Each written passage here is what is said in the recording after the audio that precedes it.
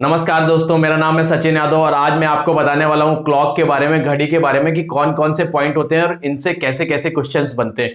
तो अगर हम बात घड़ी की करते हैं तो घड़ी में हम देखते हैं कि तीन सुइयां होती हैं हमारे पास। एक होती है मिनट की सुई, एक होती है ये वाली होती है आपकी जो सबसे बड़ी सुई है वो मिनट की है, ये वाली सुई है घंटे की सुई, और एक सुई होती है आपकी जो होती है सेकंड की सुई। देखिए हर सुई का हर एंड का अलग अलग खेल होता है। अगर हम बात करते हैं, सबसे पहली बात करते हैं एंगुलर डिस्टेंस की। एंगुलर डिस्टेंस को हम कहते हैं हिंदी में कोणीय दूरी। अगर हम बात कोणीय दूरी की करेंगे, कोणीय दूरी की बात करेंगे तो हर सुई का अपना अलग अलग एंगुलर डिस्टेंस होता है। कोणीय दूरी की मैं कुछ पॉइंट बताऊंगा आपको इसके बारे में। कोणीय दूरी की अगर हम बात करें तो पहले बात करते हैं हम आर्स एंड की।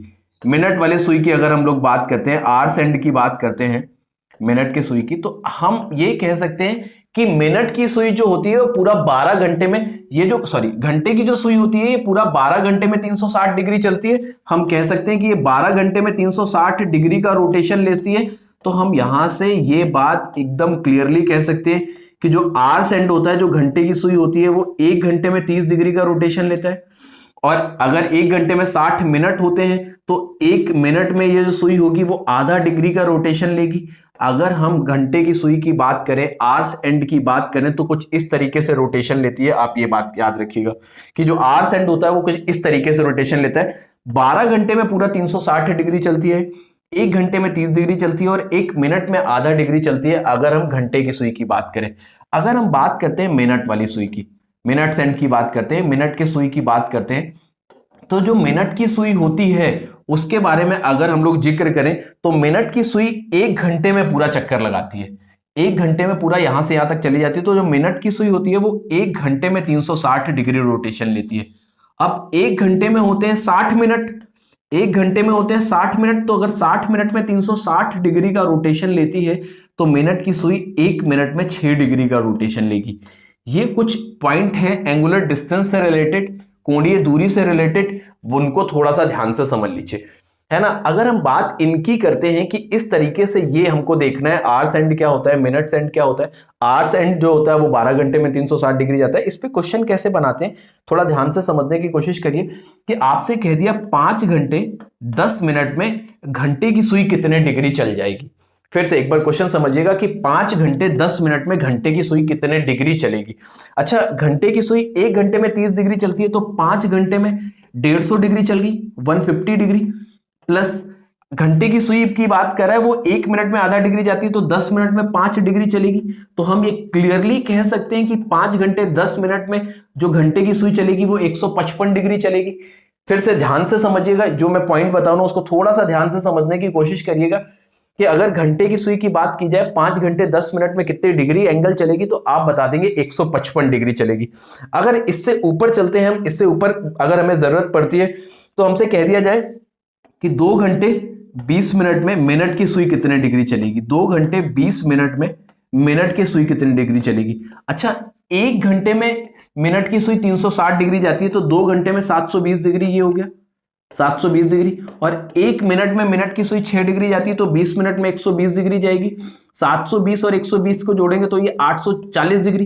तो कितना एंगल रोटेशन लिया होगा इसने, 840 डिग्री का रोटेशन लिया होगा, या कह सकते हैं 840 डिग्री कोणीय दूरी की बात की होगी। तो बहुत सारे लोगों के दिमाग में ये क्वेश्चन आता है कि एंगल कभी 360 डिग्री से ऊपर हो नहीं सकता, तो ये 840 डिग्री कैसे आ रहा है। मैं फिर से बता दूं, ये बात हो रही है यहां पे कोणीय दूरी की। मतलब यहां से आप ये भी देख सकते हो कि इसने 2 रोटेशन पूरे किए 720 डिग्री पे और एक्स्ट्रा 120 डिग्री चल गई है। तो ये आप यहां से क्लॉक के बारे में बता सकते हो कि आवर्स एंड कितनी देर में कितने डिग्री चलता है और मिनट एंड कितनी देर में कितने डिग्री चलता है। ये बात हुई पहले पॉइंट की। अभी मैंने बात की है कि आपको आवर्स एंड और मिनट्स एंड का एंगुलर डिस्टेंस कैसे निकालते हैं, इस चीज के बारे में बात की गई है। अब अगर हम बात करते हैं घंटे की सुई का और मिनट की सुई का कि अगर एंगल कैसे निकाला जाता है, एंगल की बात करते हैं। देखिए हमेशा याद रखिएगा कि घड़ी हमेशा एक टाइम पे 2 एंगल बनाती है। कि अगर आप ये देख रहे हैं कि ये 12:10 होने जा रहा है, तो एक एंगल अगर यहां पे इंटरनल एंगल बन रहा है तो दूसरा एंगल एक्सटर्नल एंगल भी बनेगा। और 12 बज के जो भी टाइम दे रखा है, इस टाइम पे घड़ी ने दो एंगल तो बनाए होंगे। तो अगर हम बात एंगल की करें, लाइक आपसे कह दिया जाए 8:40 पर घड़ी की सुइयां क्या कोण बनाएंगी, मतलब आरओ यारो में इस तरीके के क्वेश्चन तो मतलब समझिए बहुत ज्यादा पूछे जाते हैं। अगर 8:40 की बात कर रहे हैं और आपको एंगल निकालना, तो एंगल थीटा निकालने का एक बड़ा प्यारा फॉर्मूला होता है 60h-11m/2। 60h-11m/2 ये थीटा निकालने का एक फॉर्मूला होता है। अब 8:40 की बात कर रहे हैं तो जाहिर सी बात है ये आपका h होगा और ये आपका m हो जाएगा, ये आपका m हो गया। अब अगर आपसे ये बात कर दी गई कि क्या एंगल बनाएंगे, अगर आपको थीटा फाइंड करना है तो आप h को रख लीजिए 8, तो जैसे ही आपने रखा तो ये 6 × 48 480 और माइनस ये रखेंगे 11 चौको 44 440 बटे, जैसे ही आपने 2 कर दिया तो 480 में से 440 घटाया तो 40/2। आप बता सकते हैं उस टाइम पे जो एंगल बनेगा वो 20 डिग्री का बनेगा, अगर इंटरनल एंगल की बात कर रहा हो। और अगर एक्सटर्नल एंगल की बात करेगा तो वो आपका 340 डिग्री हो जाएगा, 360 से घटा के बता सकते हैं। मैं आपको एक बात यहां पे क्लियर कर दूं कि यहां पे ये जो साइन होता है ये माइनस का नहीं हो सकता है कि ये 480 से बड़ा भी आ जाए। और भी एक मैंने ले लिया कि 2:20 पर घड़ी की सुइयों के बीच का कोण क्या होगा। जब हम बात करेंगे 2:20 की, तो 60h करेंगे तो 60 × 2 हो गया, माइनस 11m करेंगे तो 11 × m जो हो गया, मिनट जो है वो 20 है बटे 2, ये हो गया 120 और वो हो गया 220। 120 में से 220/2 करेंगे तो ये अंतर 100 का है, 100/2 कितना हो जाएगा 50 डिग्री। मैंने बताया है कि यहां सिमिलर का साइन होता है, आप इससे भी इसको घटा सकते हैं और आप इससे भी इसको घटा सकते हैं, जो बड़ा होगा उससे छोटे वाले को घटाया जाएगा। तो 220 में से 120 घटाएंगे 100, 100/2 से ये जो आंसर आ गया ये 50 डिग्री आ गया। अगर हमको टाइम पता है और एंगल निकालना है तो ये इसका सबसे बेहतर फॉर्मूला होता है, याद रखिएगा। इस फॉर्मूले को सारे लोग नोट कर लीजिए कि अगर आपको टाइम पता है और एंगल निकालना है तो कैसे निकालेंगे, ये एक बहुत बढ़िया फॉर्मूला होता है, इसको नोट कर लीजिए सारे लोग, एंगल से टाइम कैसे निकालेंगे। आगे हम बढ़ रहे हैं, अब की बार हमको टाइम दे दिया, एंगल दे दिया और टाइम पूछ लिया गया, एंगल दे दिया और पूछ लिया गया कि टाइम, एंगल देके टाइम पूछ लिया जाए। इसके कई सारे केस बनते हैं। पहला केस बनता है ओवरलैपिंग का। अगर बात करें ओवरलैपिंग की, कि घड़ी की सुइयां जो होती हैं वो ओवरलैपिंग करती हैं, और ओवरलैपिंग का जब केस बनता है इसको हिंदी में कहते हैं संपाती, हिंदी में कहा जाता है संपाती। संपाती का कंडीशन क्या बनता है कि ये घड़ी है, अब घड़ी की सुइयां एक के ऊपर एक है, ऐसे केस में तो ये संपाती होती हैं, ओवरलैप करती हैं। तो जब घड़ी की सुइयां एक दूसरे को ओवरलैप करती हैं तो जो थीटा होता है वो 0 डिग्री हो जाता है, जो इनके बीच का एंगल होता है वो होता है 0 डिग्री। जब एंगल 0 हो जाता है तो हर 1 घंटे में ऐसा माना जाता है कि एक बार ऐसा जरूर होता है कि घड़ी की सुइयां ओवरलैप करती है। 1 घंटे में एक बार करती है, लेकिन ये डायरेक्ट क्वेश्चन पूछा जाता है कि 12 घंटे में कितनी बार ओवरलैप करेंगी, तो आंसर आता है 11 बार। और 24 घंटे में कितनी बार ओवरलैप करेंगी, तो आंसर आता है 22 बार, ऐसा माना जाता है। इसका मैं रीजन बता रहा हूं, ऐसा क्यों होता है कि 12 घंटे में 11 बार क्यों करती है। 12 घंटे में 11 बार इस वजह से करती है क्योंकि जो 12 से 1 बजे के बीच का टाइम होता है उसके बीच में घड़ी की सुई कभी भी ओवरलैप नहीं करती है। 12 से 1 बजे के बीच में घड़ी की सुई ओवरलैप इस वजह से नहीं करती है क्योंकि करेक्ट 12 बजे घड़ी की सुइयां जो होती हैं वो एक दूसरे को ओवरलैप करती हैं। एग्जैक्ट 12 बजे के टाइम पे अगर आप देखेंगे तो वो ओवरलैप करेंगी।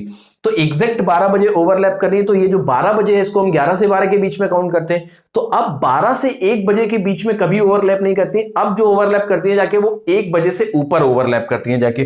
तो ये कुछ पॉइंट हैं जिनको आप अपने दिमाग में रख लीजिए, नोट भी कर सकते हैं आप चाहें तो, कि ओवरलैप के कंडीशन में ये क्या बनते हैं। 3 तरीके की कंडीशन बनती है इस पे, एक ओवरलैपिंग की, एक बनती है कंडीशन आपकी अपोजिट्स की, और एक कंडीशन बनती है आपकी राइट एंगल की। तो ये मैंने आपको ओवरलैपिंग के कंडीशन के बारे में बताया। अब मैं चल रहा हूं, अब आपको बता रहा हूं कि अपोजिट का कंडीशन क्या होता है, कि अपोजिट के कंडीशन में क्या होता है। तो अगर हम बात करें अपोजिट के कंडीशन की, तो अपोजिट की बात करें तो अपोजिट की कंडीशन भी ऑलमोस्ट सेम होती है। अपोजिट के कंडीशन में, अपोजिट में क्या होता है, अगर एक सुई आपकी 6 पे है तो दूसरी अगर 12 पे है तो घड़ी की सुइयां एक दूसरे की अपोजिट हो गई। अपोजिट हो गई तो इनके बीच का जो एंगल होगा वो कितना होगा 180 डिग्री। तो जो थीटा हो जाएगा वो हो जाएगा 180 डिग्री। अब ये भी हर 1 घंटे में एक बार ऐसा जरूर होता है कि जो घड़ी की सुइयां होती हैं वो एक दूसरे के अपोजिट होती हैं, हर 1 घंटे में ऐसा जरूर होता है एक बार।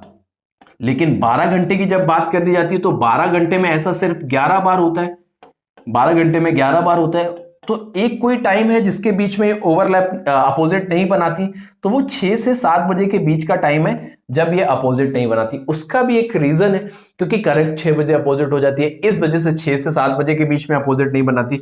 और 24 घंटे में ऐसा कितनी बार होता है, ये 24 घंटे में होता है 22 बार। तो ये पॉइंट भी आप याद रखें, डायरेक्ट पेपर में कई बार ये पॉइंट पूछे गए हैं कि 1 घंटे में कितनी बार अपोजिट होती है, या 12 घंटे में कितनी बार अपोजिट होती है, या 24 घंटे में कितनी बार होती है, 48 घंटे में भी इनफैक्ट पूछ सकता है, तो आप बताएंगे 44 बार हो सकती है। तो ये बात कर दी अपोजिट्स की। अब अपोजिट्स के बाद अगर हम बात करें राइट एंगल की, कि राइट एंगल का मतलब होता है समकोण। ये केस जरूर याद रखिए, क्योंकि इस पे बड़ा सवाल बनता है। राइट एंगल की बात करें, समकोण की बात करें, अगर हम बात समकोण की कर रहे हैं तो समकोण का मतलब कैसे कैसे बज रहा है, जैसे करेक्ट 3 बज रहा है घड़ी में, करेक्ट 3 बज रहा है, तो इनके बीच का कोण जो है वो 90 डिग्री है। तो समकोण की बात भी कई बार की जाती है कि अगर समकोण की बात करेंगे तो कैसे बनेगा, देखिएगा आप समझेंगे यहां से थोड़ा सा ध्यान से।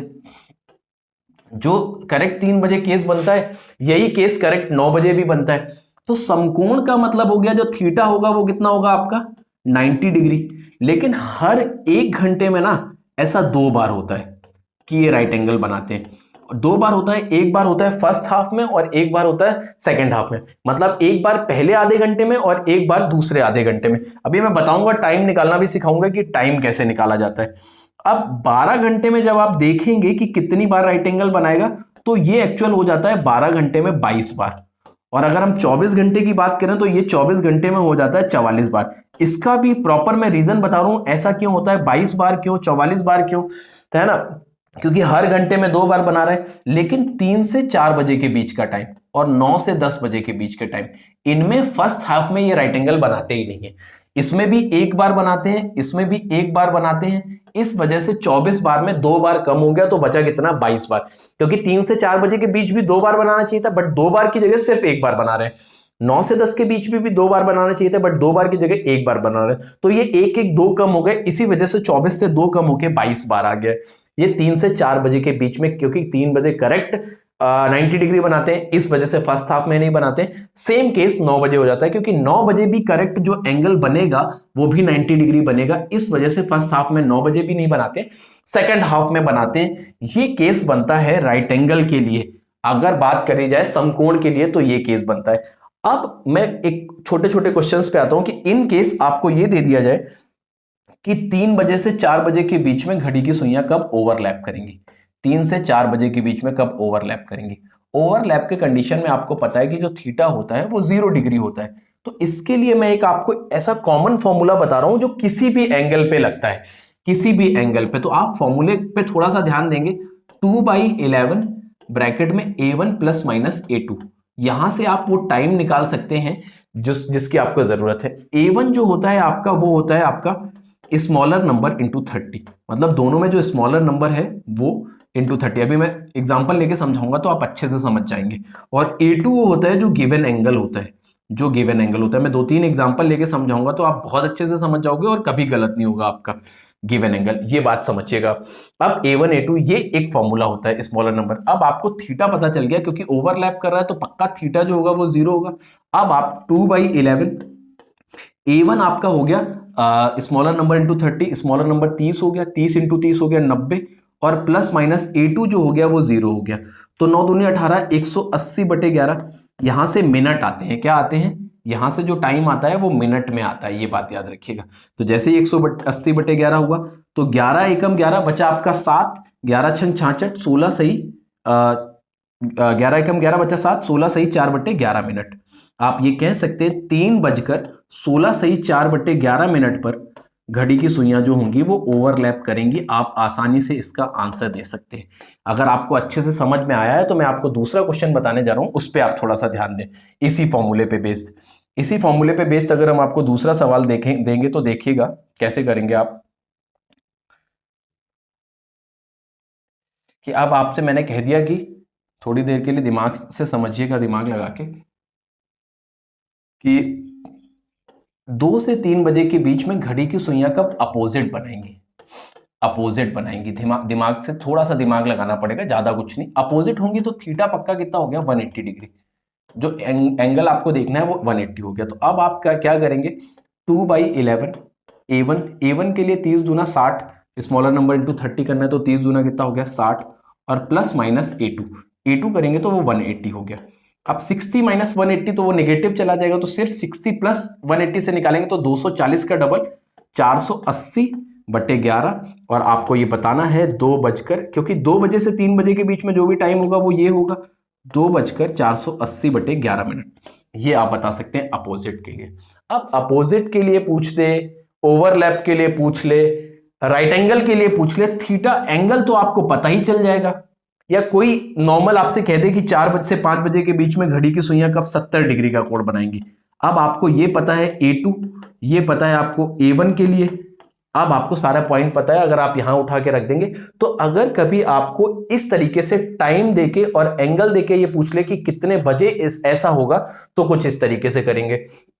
अब बात करें, बहुत बढ़िया सवाल बनते हैं आपके मिरर इमेज और वाटर इमेज पे। बात करें मिरर इमेज की, अगर आपको कभी एक टाइम दे दिया जाए और इससे कह दिया जाए कि इसको दर्पण में देखेंगे, मिरर में देखेंगे, लाइक आपसे कह दिया जाए 2:25 घड़ी में हो रहा है, तो शीशे में कितना बजेगा। तो मिरर इमेज के लिए एक बात याद रखिएगा, आप 11:60 या 23:60 से अगर आप इसको घटा देते हैं तो आपको मिरर इमेज के बारे में पता चल जाता है, मिरर इमेज का टाइम पता चल जाता है। तो अगर हम इसको 11:60 से घटाएंगे तो जैसे ही आपने 60 में घटाया ये 35 हो गया, 11 में घटाया तो 2:35। जो चीज घड़ी में समय 2:25 हो रहा है, उसको जब आप शीशे में देखेंगे तो वो 9:35 दिखाएगा, ये बात याद रखिएगा। 23:60 से कब घटाते हैं, जब 12 बजे से ऊपर का टाइम होता है तो उसको 23 से घटाते हैं, और उससे नीचे का टाइम होता है तो उसको 11:60 से घटाते हैं।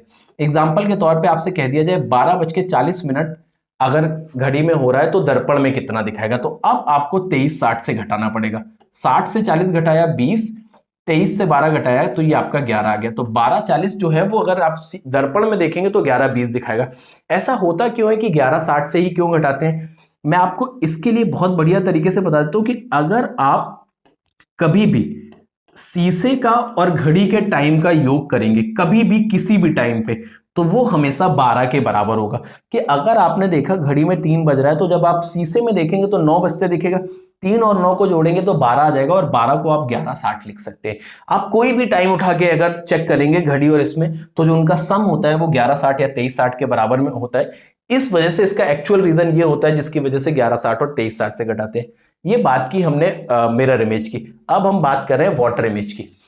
वाटर इमेज की अगर हम बात करें, वाटर इमेज को हम हिंदी में कहते हैं जल प्रतिबिंब। वाटर इमेज की, अब हमको मान लीजिए घड़ी का समय दे रखा है और जल का पूछा है कि कितना होगा।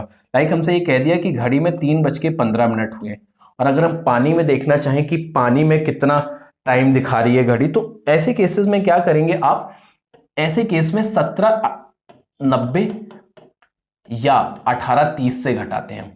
18:30 से, अगर मिनट 30 से ऊपर है तो 17:90 से घटाएंगे, और अगर मिनट 30 से नीचे है तो 18:30 से घटा लीजिए।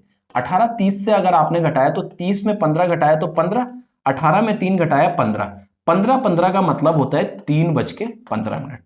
ये बात आप याद रखिए, 15 का मतलब अगर आप देखेंगे तो 3 बज के कितना मिनट दिखाएगा, 15 मिनट। इसका रीजन क्या है कि इसको क्यों 18:30 से और 17:90 से घटाते हैं, एक और टाइम देख लीजिए। अगर आपसे कह दिया जाए कि 5:45 हो रहा है घड़ी में, तो अगर उसको हम जल प्रतिबिंब में देखेंगे, या जल प्रतिबिंब को आप ये कह सकते हैं दर्पण नीचे की तरफ लगा देंगे, तो क्या टाइम दिखाएगा। तो अब आप क्या करें, 17:90 से घटा लें इसको। 17:90 से जैसे ही आपने घटाया तो ये बचा 45, 17 में 5 घटाया 12:45। जो घड़ी में 12:45 दिखा रहा है वो टाइम जल में कितना दिखाएगा, जल में दिखाएगा आपका 12:45। ये बात याद रखिएगा। ऐसा क्यों होता है कि 17:90 और 18:30 से ही क्यों घटाते हैं, आप मेरी एक छोटी सी बात को सोचेंगे यहां से। ये जैसे सपोज करिए ये घड़ी में 6 बज रहा है, और अगर हम मिरर नीचे की तरफ लगा दें, जल प्रतिबिंब का मतलब होता है मिरर नीचे की तरफ आ गया, और अब अगर ये टाइम देखेंगे आप तो ये अब आपको दिख रहा है कि 12:30 बज रहा है। अगर आप 6 और 12:30 को जोड़ेंगे तो 18:30 नहीं आएगा। तो कभी भी आप घड़ी और वाटर के टाइम को ऐड करते हैं तो 18:30 आता है, जिसकी वजह से हम 18:30 और 17:90 से ही घटाते हैं। तो ये देखिए, मैंने आपको आज कैसे आप एंगुलर डिस्टेंस के बारे में मैंने बताया, आपको टाइम दिया और एंगल फाइंड करने के बारे में बताया, एंगल दिया हो और टाइम फाइंड करने के बारे में बताया, मैंने वाटर इमेज के बारे में बताया आपको। मैंने आपको मिरर इमेज के बारे में बताया। तो ये 5 तरीके के क्वेश्चन मैंने आज आपको घड़ी में बताए हैं। तो अगर आपको बहुत अच्छे से समझ में आ गया है इस चीज को, तो जरूर आप इसको आगे फॉरवर्ड करें। बाकी थैंक यू वेरी मच।